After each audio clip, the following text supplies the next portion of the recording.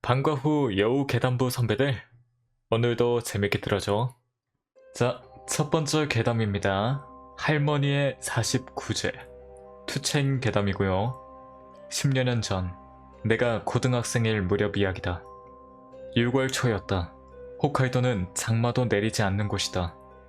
우리 학교는 월말 문화제를 앞두고 이런저런 준비로 분주했다. 나는 축제를 정말 좋아하는 탓에 반과 학년에서 모두 실행위원에 뽑혔고 바쁜 나날을 보내고 있었다. 매일 서류를 제출하고 밤까지 늦게 남아 실행위원인 친구들과 학교 근처 패밀리 레스토랑에서 작업을 하곤 했다. 그날도 밤 9시쯤이 되어 어머니에게 전화가 왔다. 몇 시에 돌아올 건지 확인 전화일 거라고 생각하고 받았지만 아니었다. 같이 살고 있던 할머니가 돌아가셨다는 청천벽력 같은 말이 날아들었다. 그것도 사고사였다. 그날따라 바람이 강했는데 국도에서 자전거를 타다 그만 바람에 휘말려 덤프트럭 뒷바퀴로 빨려 들어가셨단다. 나중에 알았지만 온몸 수십 군데 뼈가 부러지고 안구가 파열된 데다 뇌까지 다치셨다고 한다. 그렇게 큰 부상을 입고도 할머니는 즉사한 게 아니었다. 뇌사 판정이 나와서 가족들이 연명치료를 포기했단다. 사고사 뒤 장례를 치르는 건 만만치 않은 일이라 나도 축제 준비하던 걸 다른 사람에게 인계하느라 엄청 바빴다. 장례식 준비다 뭐다 해서 한 사흘 정도는 제대로 잠도 못 잤으니 여러 가지로 노도와 같은 나날이 지나갔다. 슬프다던가 이런저런 생각은 들었지만 바로 앞으로 다가왔던 축제와 중간고사가 이어져 한 달은 쏜살같이 지나갔다. 축제도 끝나고 잠시 지나자 할머니의 49제가 돌아왔다. 우리 집에는 꽤 많은 친척들이 찾아와 법회를 올리게 되었다. 스님이 불단에서 연부를 올린다. 나는 멍하니 상복을 입은 친척들의 등을 바라보다 앞에 걸린 할머니의 영정으로 시선을 옮겼다. 문득 몇 달 전 할머니가 했던 말이 떠올랐다. 어느 날 아침 식사를 하는데 할머니가 이상한 꿈을 꿨다는 말을 꺼냈던 적이 있다. 친척들이 집에 잔뜩 와있지 뭐니. 눈앞에는 엘씨 부부가 서 있고 말이야. 도대체 무슨 일 때문에 다들 왔던 걸까? 나는 곧바로 주변을 돌아봤다. 할머니 말대로 영정 바로 앞에 L씨 부부가 앉아 있었다. 딱 할머니 영정이 내려다보는 위치에 어쩐지 나는 할머니가 자신의 49제를 미리 내다봤다는 걸 느꼈다. 안 좋은 예감이라고 해야 할까? 할머니는 자신의 미래를 내다봤던 것이다. 할머니는 미래를 내다보는 예지몽을 꾸셨지만 정작 억가를 당하셨네요. 자, 다음 괴담입니다. 수로변 아파트. 투첸 괴담입니다. 대학 시절 이야기다. 대학교가 집에서 좀 떨어진 곳에 있었기에 나는 자취를 했다. 대학교 근처 아파트 1층 방이었다. 수로가 많은 거리라 살고 있던 아파트 뒤쪽에도 폭 5m 정도의 수로가 있었다. 창문을 열면 바로 수로가 내려다 보인다. 수로에는 잉어가 많이 헤엄치고 있어 종종 창문을 열고 빵 찌꺼기 같은 걸 던져주곤 했다.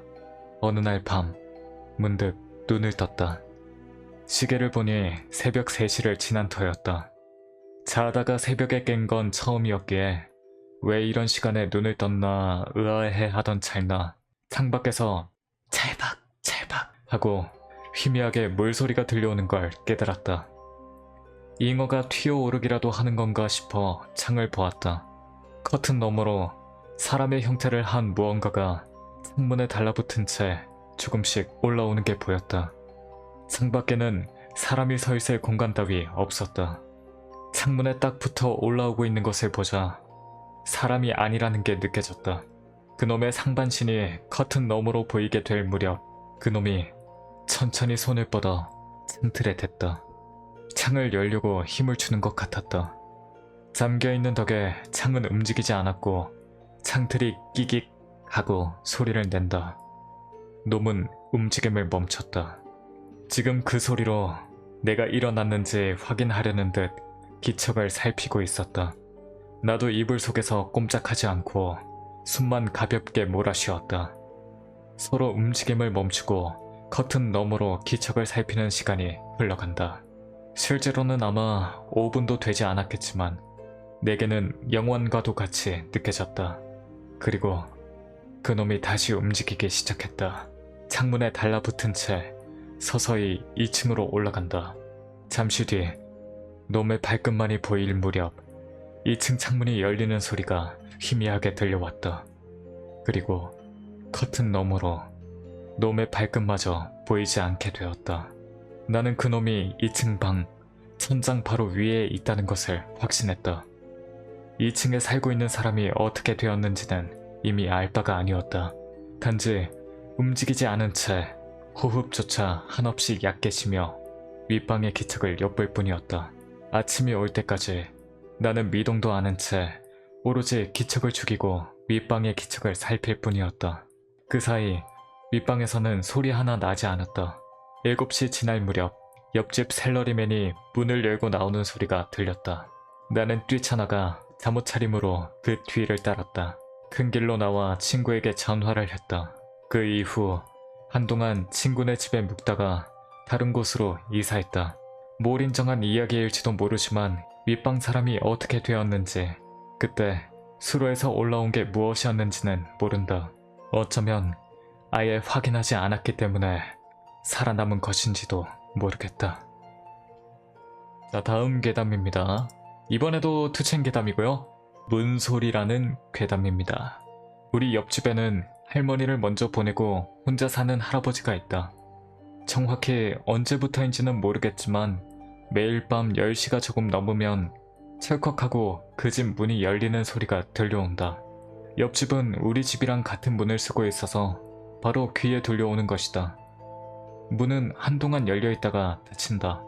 평상시에는 소리가 들려봐야 그냥 산책이라도 하는가 싶어 넘어갔지만 자세히 생각해보니 문이 닫히고 난 뒤에도 누가 걷는 소리는 들리지 않았다.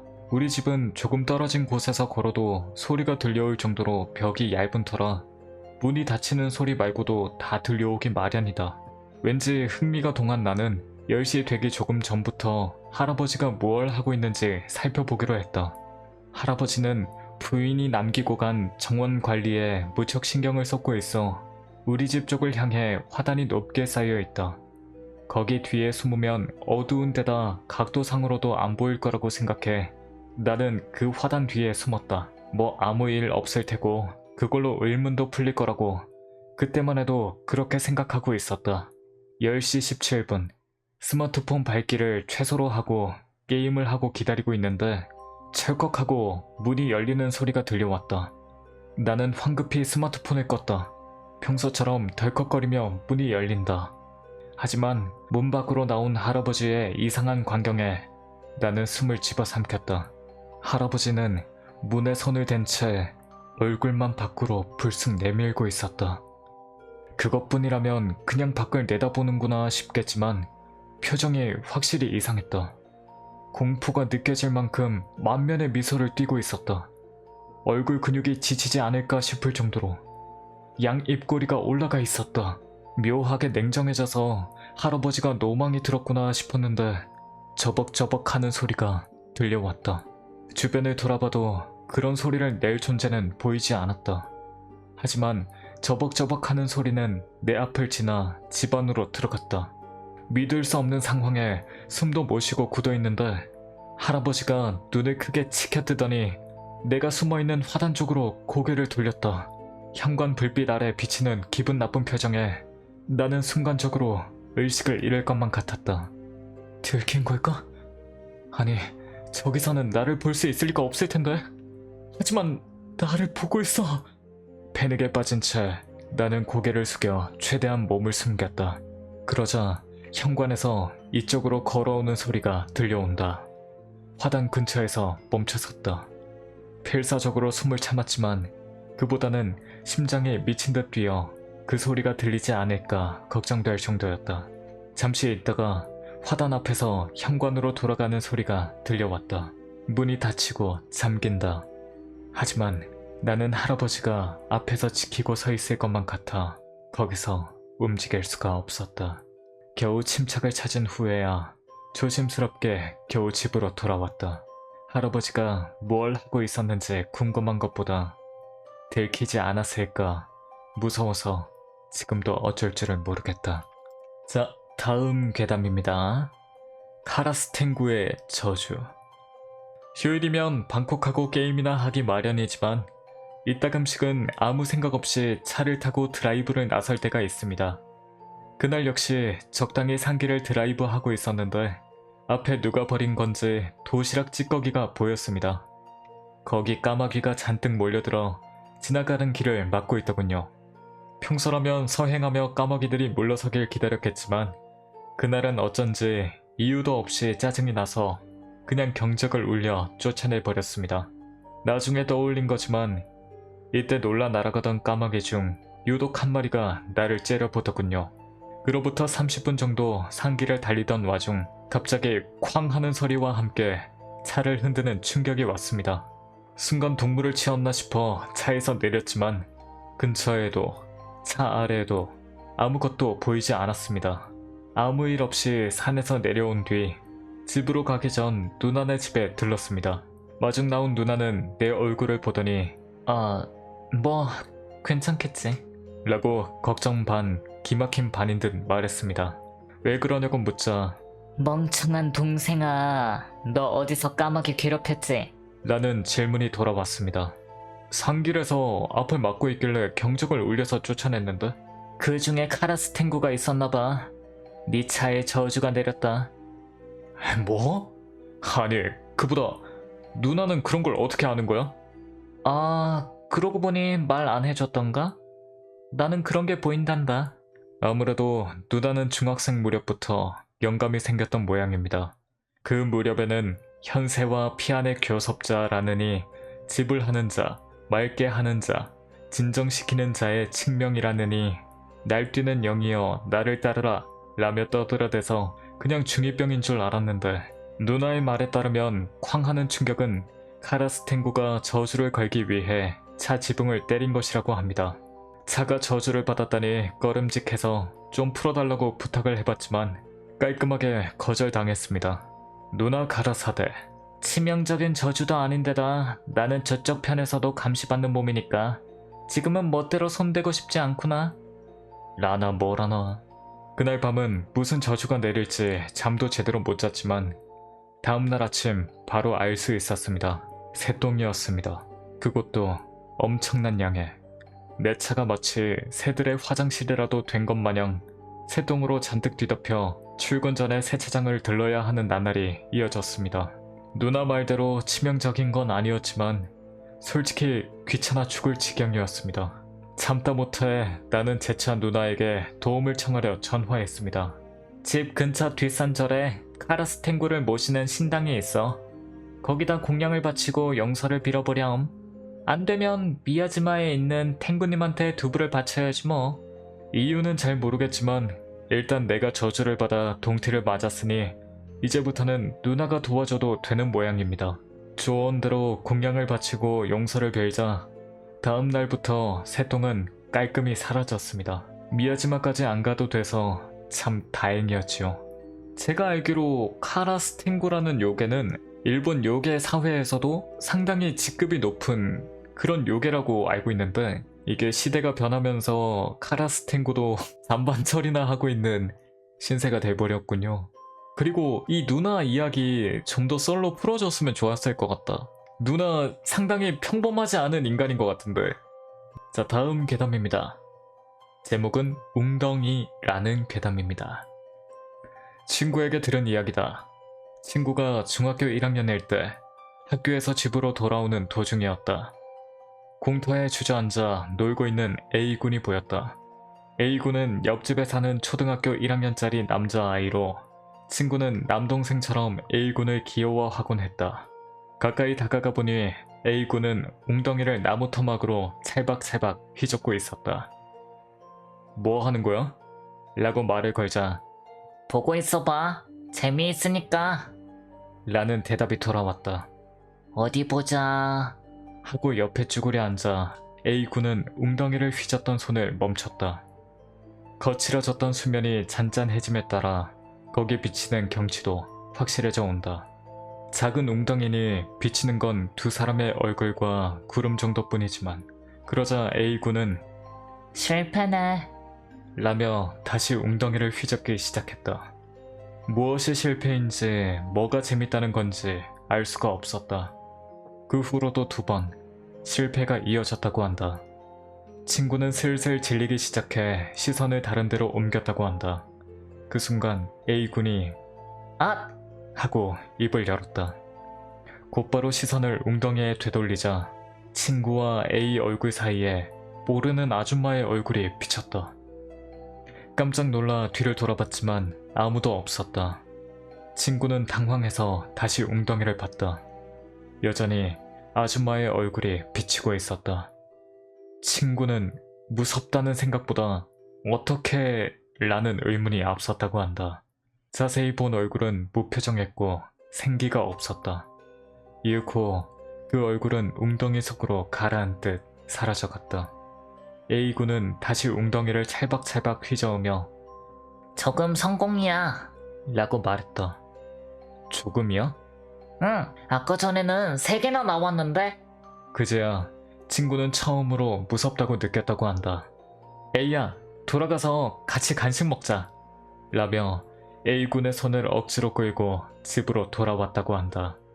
차마 다른 2개는 무엇이었는지 묻지 못했다고 하지만 그 아줌마 얼굴은 분명 영정사진이었을 거야. 라고 친구는 말했다. 다음 괴담입니다. 세로로 긴 단층집. 나는 낡고 주인이 없는 집에서 정리를 한 뒤 업자에게 넘기는 일을 하고 있습니다. 평범한 사람들이 의뢰를 할 때도 있고 해체업자 쪽에서 연락이 와서 현장에 나설 때도 있죠. 그날은 의뢰를 받아 현장으로 향했습니다. 친척네 집인데 아무도 살지 않게 되어 수십 년간 방치되어 있었다더군요. 폐가를 부수기 전 빈집에 남은 물건을 정리해달라는 의뢰였습니다. 후쿠오카 시내에서 차를 타고 1시간 30분 정도 걸려 도착한 산속마을.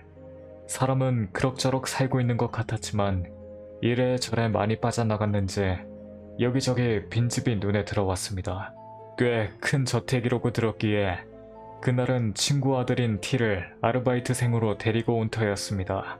저택은 집들이 많이 모인 곳에서 약간 떨어진 산 비탈에 있었습니다.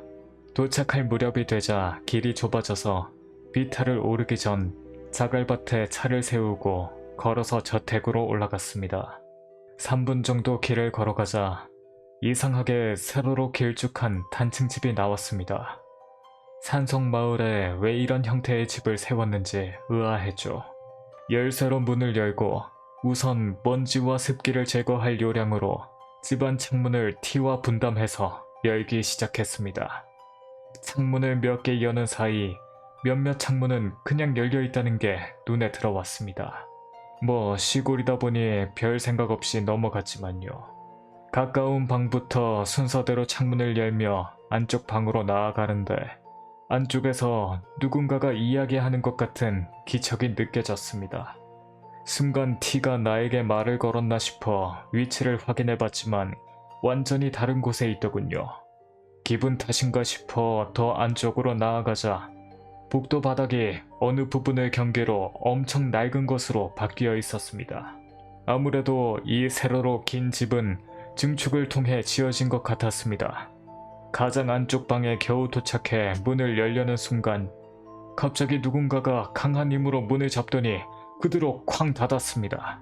빈집이라고 들었기에 난데없는 사건에 저는 완전히 패닉에 빠졌습니다.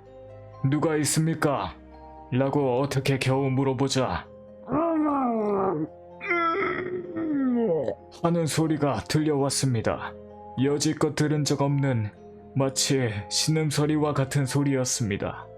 사람이 냈다고는 생각하기 힘든 짐승 같은 소리.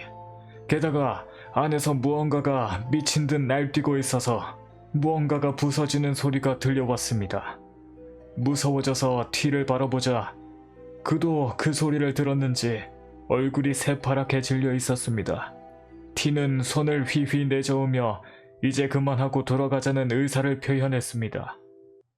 우리는 황급히 현관에 뛰쳐나와 문도 안 잠그고 온 길을 달려내려갔습니다.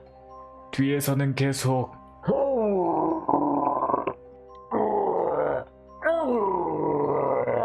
하는 소리와 함께 발소리까지 들려왔습니다. 우리는 오금이 저리는 와중에도 어떻게든 차에 도착해 거기서 도망쳤습니다. 바로 휴게소까지 간 후 T와 둘이서 아까 도대체 무엇과 마주친 것인지 이야기를 나눴습니다. 말을 했으니 인간인 것은 틀림없었지만 말도 통하지 않았을 뿐더러 문을 잡아 당길 때의 힘은 도저히 노인이라고는 생각할 수 없었습니다. 결론은 나오지 않았지만 의뢰를 받았으니 일 처리는 해야 했습니다. 문을 열어두고 온 것도 마음에 걸려 나는 창문과 문이라도 닫을 생각으로 다시 그 저택에 가기로 했습니다.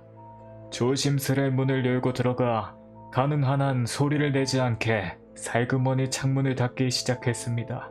그리고 마지막으로 안쪽 방을 한 번 더 확인하려 다가갔는데 아까 전에는 분명 있었던 문이 없었습니다.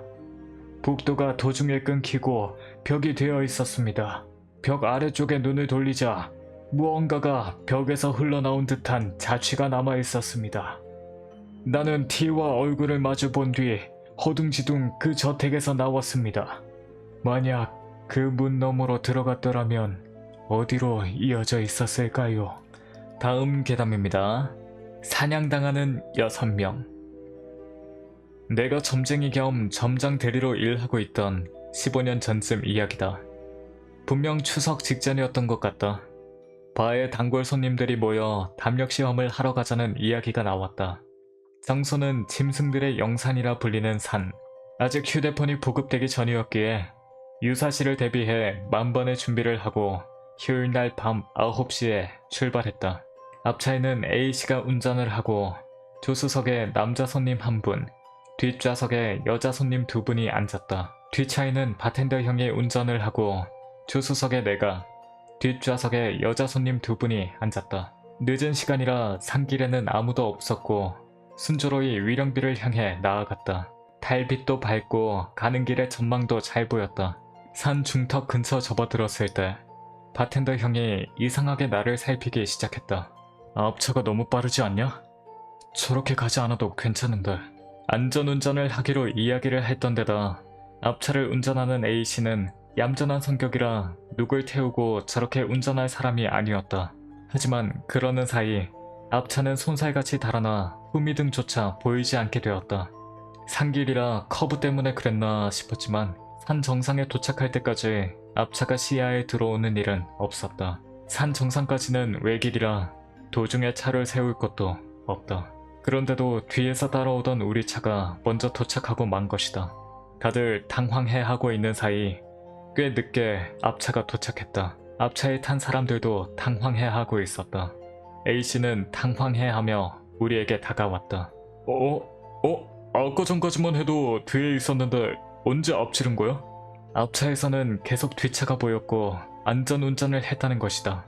A씨는 믿을 수 있는 사람인데다 차 안에 좋아하는 여자도 같이 타고 있었다.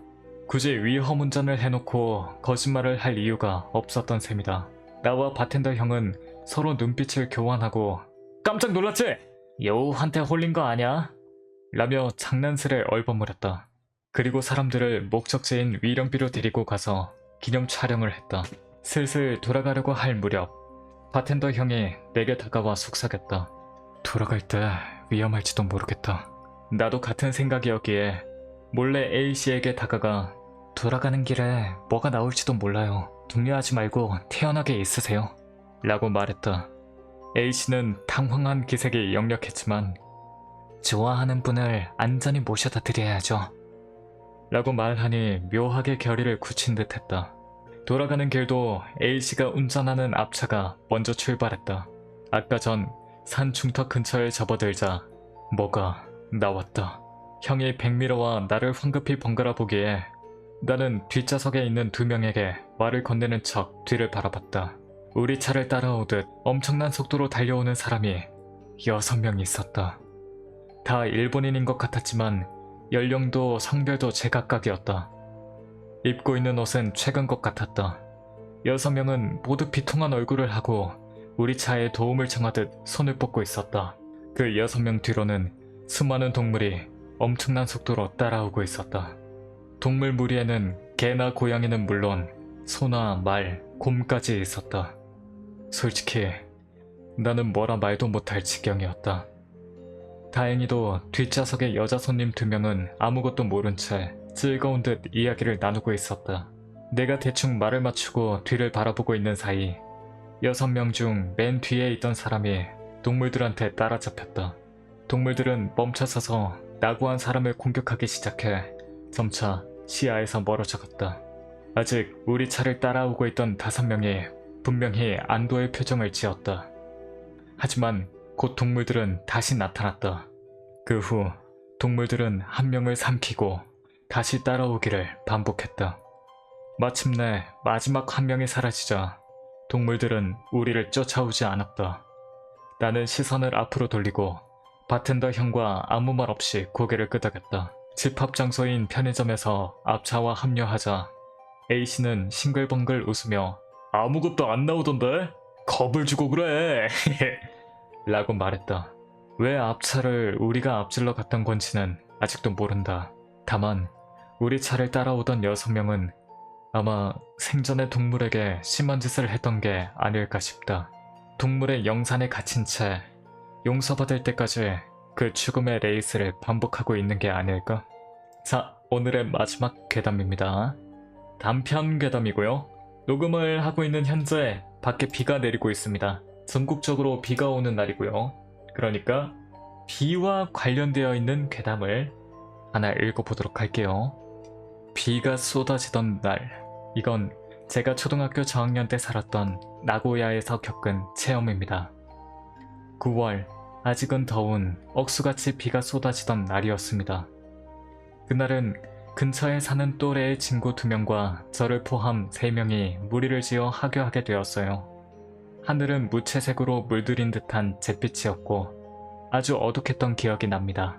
태풍으로 큰 비가 쏟아지며 강풍이 불자 비 일상감에 가슴이 두근두근거려 친구들과 소리를 지르며 소란을 피우거나 장난을 치며 하교길을 가고 있었습니다. 제가 살던 지역은 나고야에서도 비교적 도시부였지만 비탈길이 많아 초등학교가 있는 장소에서 집 방향 쪽으로 완만한 몇 개의 언덕을 올라 돌아가는 루트였습니다. 쏟아져 내리는 비로 언덕에 있는 지역이어서 그런지 길 옆에 뚫려있는 도랑과 배수구를 타고 대량의 물이 엄청난 기세로 흐르고 있었는데 초등학생인 저희들에게 있어선 항상 보던 풍경이 일변해 있는 이 상황이 굉장히 재밌었던 게 기억나네요.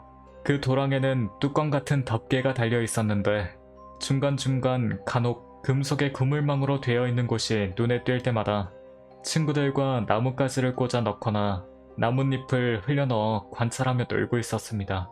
그런 상태로 살짝 모험하는 기분으로 즐겁게 돌아가고 있었는데 도랑 덮개가 벗겨져 안이 보이는 장소를 발견했어요. 처음 들여다본 홈의 내부엔 예상을 넘는 엄청난 양의 물이 무서운 기세로 흐르고 있었죠. 우와, 쩐다! 하며 흥분해서 돌을 던져 넣어보자 하는 사이에 흘러가 사라지는 모습이 재밌어서 얼마 동안 그곳에서 놀았습니다. 그러자 누군가가 우산을 넣어보자. 라고 말했습니다.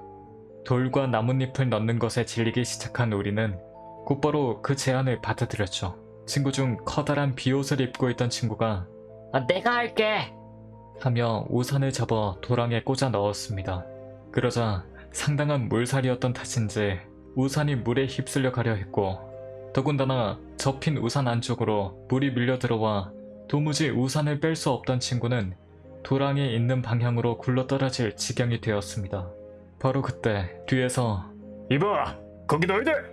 하며 어른의 녹이 가득한 목소리가 들려와 돌아보니 교감 선생님이 이쪽으로 달려오고 있는 것이 보였습니다.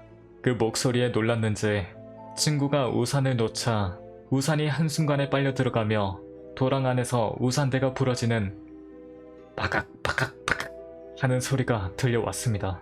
달려온 교감 선생님의 표정은 굉장히 무서웠고 위험하니까 어서 들어가! 이런 곳에서 놀면 안 돼! 위험해! 하며 혼났습니다. 평소 그다지 마주칠 일이 없던 교감 선생님께 크게 혼이 나자 우리는 새끼 거미들처럼 여기저기 흩어지며 각자의 집으로 돌아갔죠. 집으로 돌아가 어머니에게 흥분 상태로 겪은 일을 얘기했더니 어머니의 표정이 확 어두워졌고 너 그게 어디쯤이었니? 하고 물었습니다. 언덕 밑에서 도랑 덮개가 열려 있었는데? 라고 대답하자 어머니는 질색하는 표정으로 어휴 또 그런 곳에서 하며 이야기를 시작했습니다. 8년쯤 전 비슷하게 큰 비가 오던 날 혼자 돌아가던 초등학생 남자아이가 도랑 한켠에 가방만 남겨둔 채 행방불명됐습니다. 학교에 연락이 갔고 선생님과 보호자가 여기저기 찾으러 다녔지만 좀처럼 찾지 못했죠. 그로부터 몇 시간 후 가방만 남겨둔 채 도랑에 빠졌다고 생각되는 곳에서 수백 미터 떨어진 개천 속 그 아이가 발견되었습니다. 엄청난 물살에 떠밀려간 남자아이의 몸은 성한 곳 없이 넝마와 같았는데 전신의 뼈가 부러진 무참한 상태로 발견된 것이었죠. 전신의 뼈가 부러져 뒤틀린 형태로 경직된 시체를 발견한 것이 바로 우리들에게 소리를 지르던 교감 선생님이었던 것입니다. 당시 그 지역에서 살던 사람 사이에선 유명한 사고로 다들 곧잘 떠올리는 일화라고 합니다. 교감 선생님은 사고 이후 비가 오는 날이면 학생들의 하굣길 루트를 순찰하고 다니게 됐다고 해요. 그 후 집에 교감 선생님의 전화가 걸려왔고 다친 사람은 없는지 걱정해줬다고 합니다. 교감 선생님이 어머니에게 말하길 평소처럼 순찰하며 돌고 있는데 우리들이 언덕 및 도랑 근처에 모여있는 걸 보자 핏기가 가시며 단번에 달려올 수밖에 없었다고 합니다. 그 장소가 딱 그 남자아이가 떨어졌던 그 장소였으니까요. 사고 이후 통학로에 있는 도랑에는 모두 뚜껑 덮개가 설치되었는데 왜 그날 하필 그곳만 덮개가 열려 있었는지 정말 이상한 일이라고 했습니다. 만약 교감 선생님이 그곳에 와서 큰 소리로 주의를 주지 않았다면 친구들은 그 남자아이처럼 그대로 도랑에 휩쓸려 가버렸을 거란 생각이 듭니다. 후일 함께 돌아간 친구들과 함께 우리들 교감 선생님이 와줘서 정말 다행이다 같은 얘기를 했는데요. 그러고 보니 누가 우산을 넣어보자. 라는 말을 꺼냈냐는 말을 했을 때 우리 3명 중 아무도 그런 제안을 한 사람이 없었습니다. 누가 그런 말을 한 걸까요? 큰 비가 오면 지금도 그때의 광경과 교감 선생님의 목소리와 표정 그리고 우산을 넣어보자. 하는 목소리가 떠오릅니다. 오 무섭네요. 자 오늘 방과 후 여우계단부는 여기까지입니다. 오늘도 끝까지 들어주신 선배분들 그리고 끝까지 들어주신 모든 분들 항상 감사합니다. 댓글 달아주셔서 감사해요. 너무 감사합니다. 너무 감사합니다. 앞으로도 더 재밌는 영상들 계속 만들어서 여러분들에게 재밌는 괴담들 많이 들려드릴 수 있도록 노력하겠습니다. 다들 감사합니다. 댓글 달아주셔서 너무 감사합니다. 무엇보다 항상 들어주셔서 너무너무 감사합니다. 여러분들 덕분에 이 괴담부가 돌아가는 겁니다. 여러분들이 있으시기에 이 괴담부가 활동을 할 수 있는 겁니다. 부원이 없는데 부활동을 어떻게 할 수 있을까요? 다음 방과 후 괴담부에서 만나요. 다들 감사합니다. 다들 빠이빠이.